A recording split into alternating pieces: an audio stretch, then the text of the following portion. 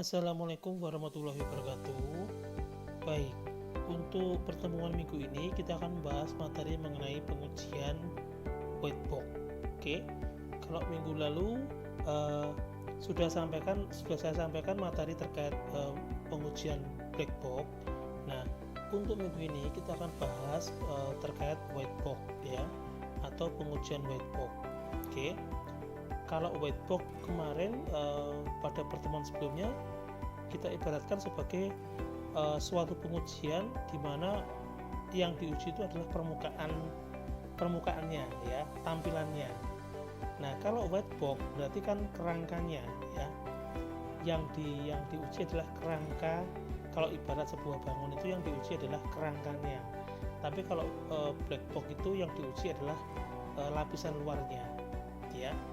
Berarti kalau menguji seseorang, kalau black box itu menguji tampilan luarnya, kalau misalnya white box berarti dalamnya ya. Oke, tanpa basa-basi lagi saya sampaikan langsung untuk materi hari ini. Jadi apa itu pengujian white box? Jadi pengujian white box ini merupakan apa? Merupakan metode desain kasus yang menggunakan struktur kontrol dari desain prosedural untuk menghasilkan kasus-kasus uji ya. Dengan menggunakan metode uji coba white box, para pengembang software dapat menghasilkan kasus-kasus uji sebagai berikut. Yang pertama, menjamin bahwa seluruh independent part dalam modul telah dilakukan sedikitnya satu kali. Kemudian yang kedua, melakukan seluruh keputusan logikal baik dari sisi benar maupun salah. Lalu, melakukan seluruh perulangan sesuai batasannya dan dalam batasan operasionalnya. Kemudian, menguji struktur data internal untuk memastikan validitasnya. Ya, itu adalah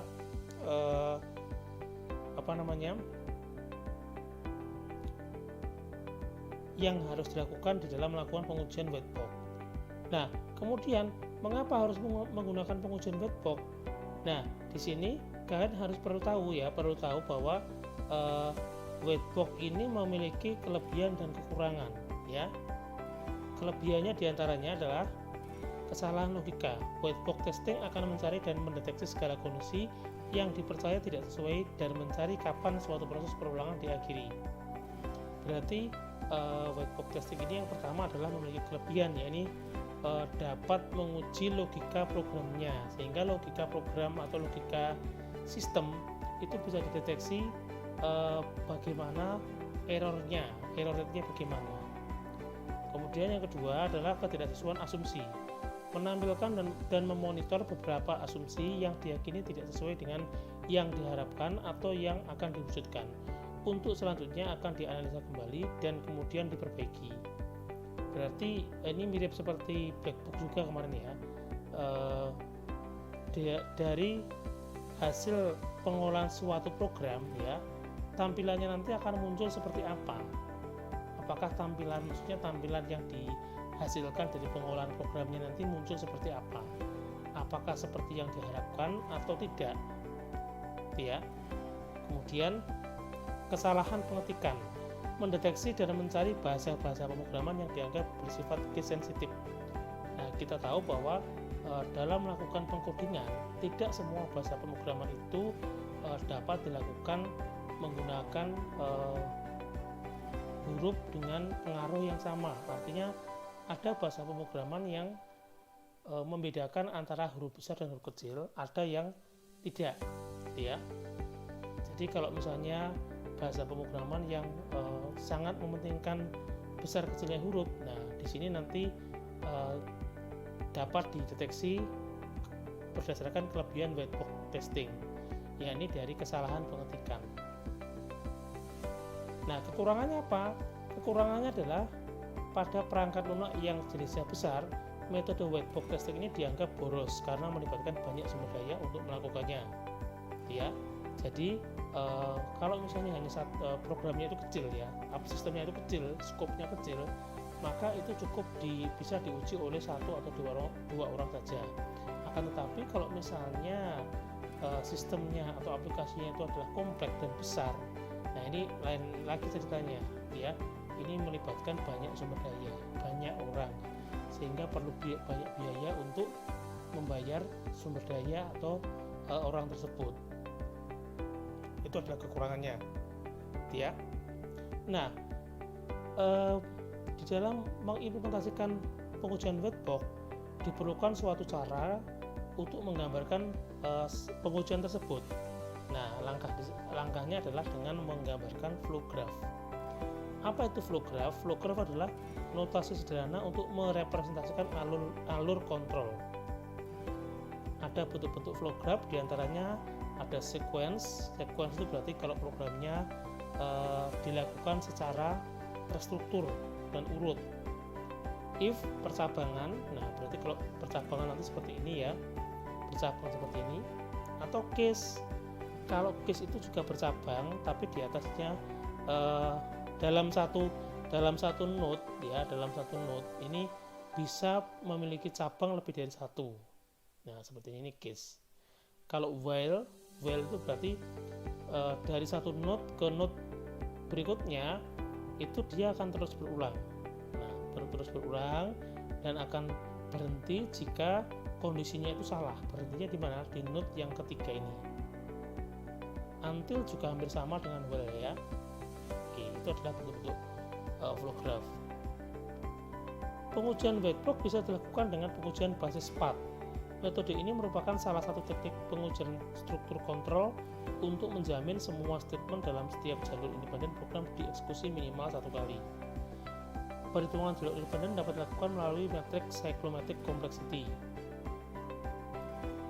Sebelum menghitung nilai cyclomatic complexity, harus diterjemahkan desain prosedural ke grafik alir, kemudian dibuat flow graph. Nah, contohnya seperti ini. Jadi nanti untuk membuat sebuah flow graph, hal pertama adalah kita harus mampu untuk membuat flowchart-nya terlebih dahulu. Berarti dari flowchart baru nanti dibuat flow graph-nya. Ya, berarti syarat untuk membuat flow graph itu harus terdapat flowchart sebelumnya. Contohnya adalah seperti ini. Perhatikan di sini di slide ini ya. Ini mulai dari 1, 2, 3 ini bercabang ya.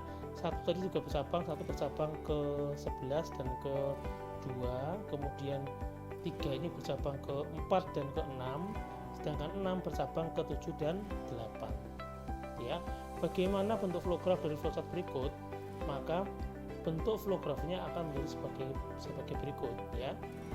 Nah ini bentuk flow graph-nya tadi kalau misalnya bercabang maka nanti seperti ini jadinya.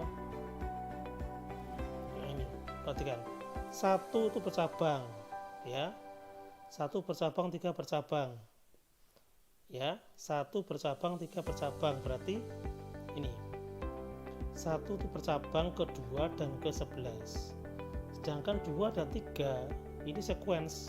Berarti kalau sequence kita bisa menuliskannya langsung 2,3, baru bercabang ke 6 dan ke 4 dan 5 tadi itu sequence langsung menuju 10, 6 bercabang ke 7 dan 8, kemudian menuju ke 9, ke 10, 10 balik ke 1 gitu ya. Kemudian 1 tadi masuk ke percabangan, jika tidak langsung ke 11. Oke, nanti agar kalian lebih memahami lagi, video ini bisa kalian playback ke belakang bisa ya, kemudian di pause agar lebih memahami bagaimana perubahan dari flowchart menuju flow graph. Lanjut ya. Jadi dari flow graph ini maka dapat dibuat 4 part. Part pertama adalah 1, 11. Yang kedua adalah 1, 2, 3, 4, 5 ya, 4, 5, 10, 1, 11.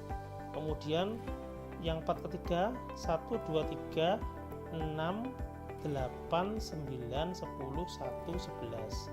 Yang keempat adalah 1, 2, 3, 6, 7, 9, 10, 1, 11. Ada 4 part ya. Kita bisa menentukan part. Nah, kemudian dapat disimpulkan ya, dari 4 part tadi itu sudah didefinisikan sebagai basis part untuk diagram alir. Cyclomatic complexity-nya dapat digunakan untuk mencari jumlah part dalam satu flow graph dengan menentukan rumus sebagai berikut. Berarti flow graph tadi bisa kita tentukan jumlah regionnya, yaitu ada 4. Jumlah regionnya ada 4. Kemudian untuk menentukan nilai cyclomatic complexity-nya dapat dilakukan persamaan VG sama dengan E min N plus 2. E itu adalah H-nya, N itu adalah jumlah node-nya yang bunder-bunder tadi namanya adalah node ya, plus 2, sehingga nilai cyclomatic complexity-nya adalah 4. Nanti saya tunjukkan di gambar ya. Nah, bisa juga melakukan persamaan yang lain dengan menentukan rumus VG sama dengan P plus 1, di mana P itu adalah jumlah predicate node pada flow graph, sehingga nilai cyclomatic complexity-nya juga sama dengan 4.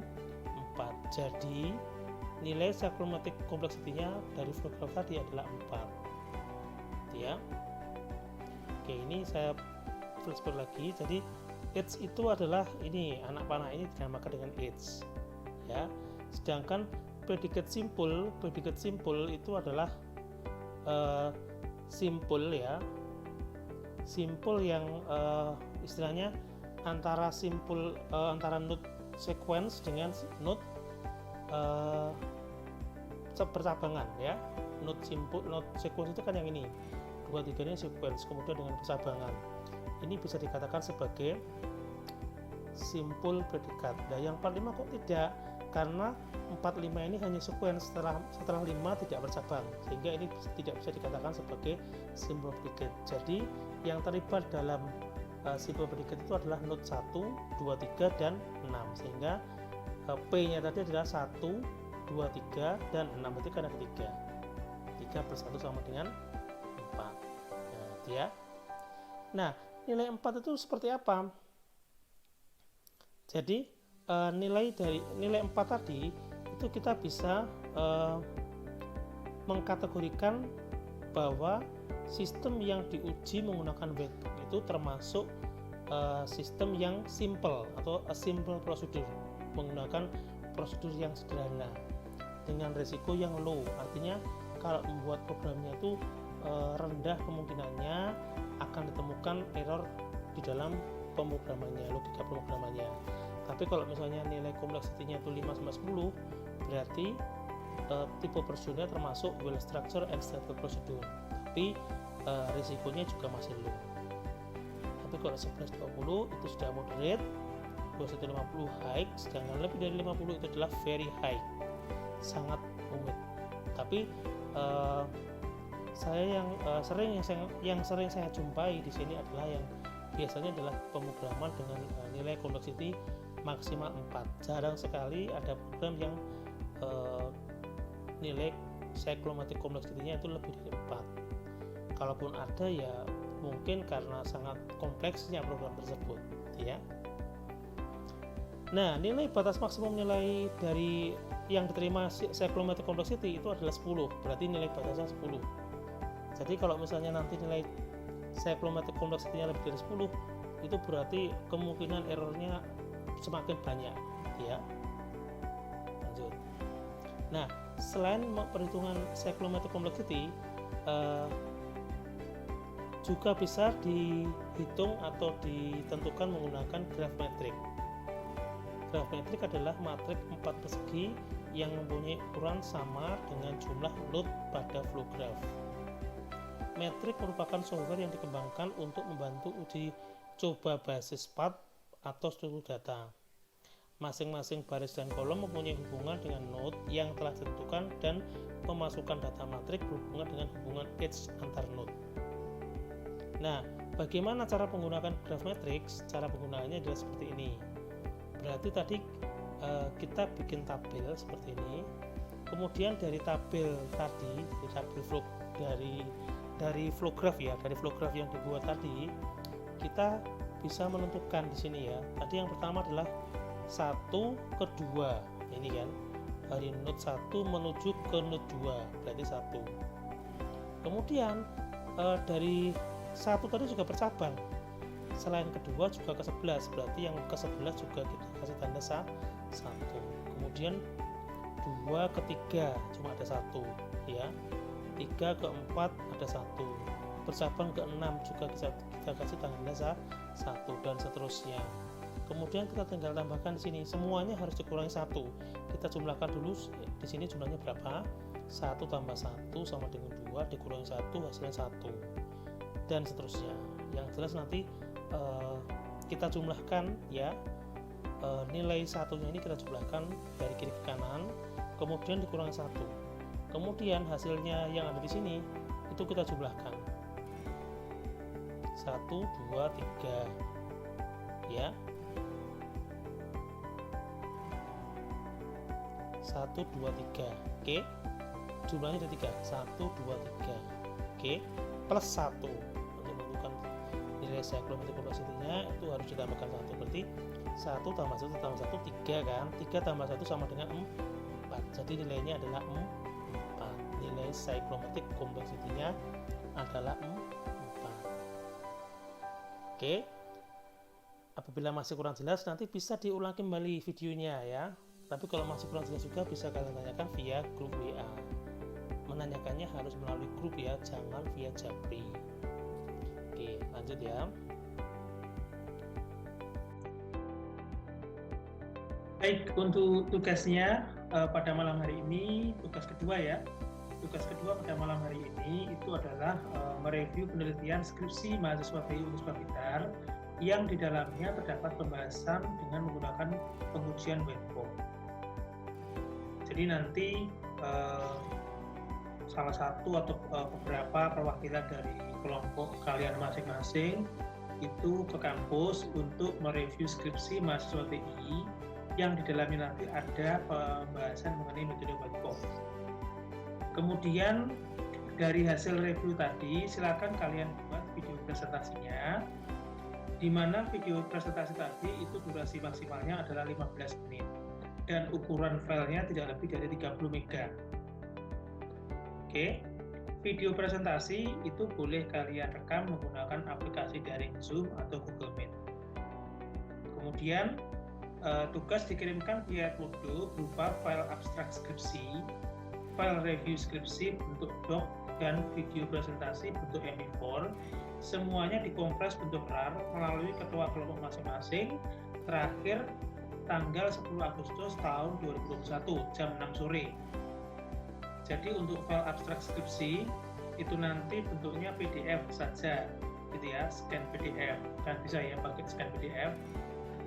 Kemudian untuk review skripsinya itu menggunakan dokumen atau file doc. Nah, yang ingat yang direview itu adalah pengujian whiteboard-nya saja, bukan penulisan skripsinya. Ingat-ingat ya. Oke. Baik, dengan demikian jika nanti ada pertanyaan yang masih kurang jelas, silakan tanyakan melalui grup WhatsApp. Saya akan sekian untuk perkuliahan malam ini. Wabillahi taufiq wal hidayah. Wassalamualaikum warahmatullahi wabarakatuh.